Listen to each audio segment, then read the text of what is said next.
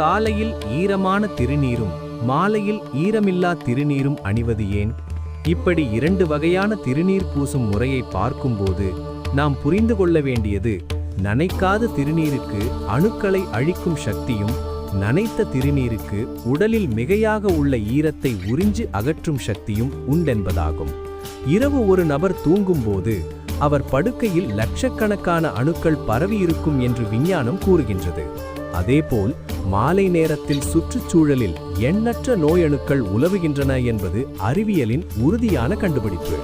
அதிகாலையில் எழுந்து கை கால் முகம் கழுவி திருநீர் எடுத்து நெற்றிலும் பின் மார்பிலும் இரு புஜங்களிலும் சில வர்மஸ்தானங்களிலும் நம் முன்னோர்கள் இடுவதை பார்த்திருப்போம்.